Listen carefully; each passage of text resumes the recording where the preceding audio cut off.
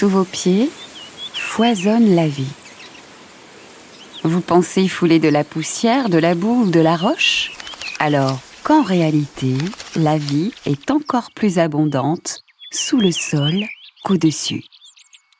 Champignons, archées, nématodes, fourmis, vers de terre, bactéries.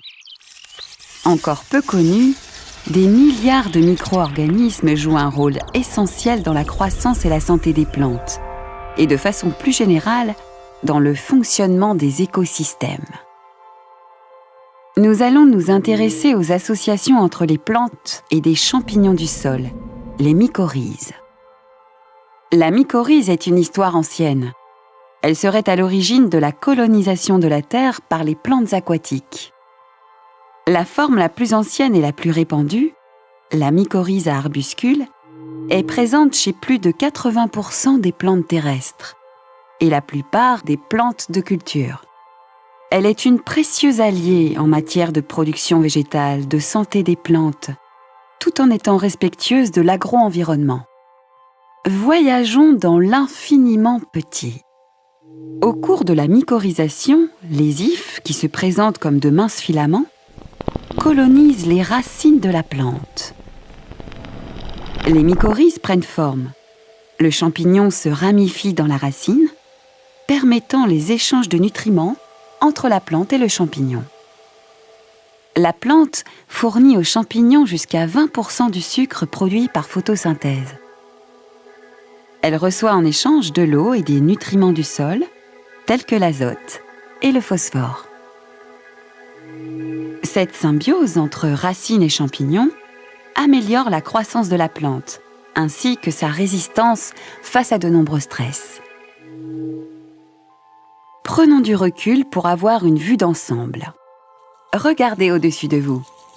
Dans un champ, les hyphes des champignons mycorhiziens forment un véritable réseau qui connecte les racines de plusieurs plantes voisines.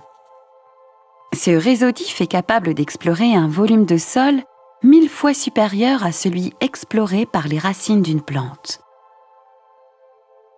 Ce réseau permet aux plantes de communiquer et d'échanger des nutriments sur des distances allant jusqu'à plusieurs dizaines de kilomètres. Et oui, plantes et champignons ont inventé Internet bien avant l'homme. Nous pouvons observer l'effet bénéfique de la symbiose mycorhizienne à arbuscules en comparant la croissance de ce blé mycorhizé avec un autre, non mycorhizé. Cependant, depuis 30 ans, les pratiques agricoles rendent les plantes plus dépendantes des engrais et des produits phytosanitaires et minimisent les effets bénéfiques de la symbiose. Les chercheurs de l'UMR Agroécologie de Dijon étudient le fonctionnement de la symbiose afin de valoriser les services qu'elle rend et l'utiliser comme un allié dans la conception d'itinéraires de systèmes agroécologiques. Nous avons choisi de vous montrer la mycorhize. Pourtant, regardez autour de vous. Des milliers d'autres organismes et autant d'autres activités dans le sol à étudier. Eh oui, ça grouille sous nos pieds. Mais ceci est une autre histoire.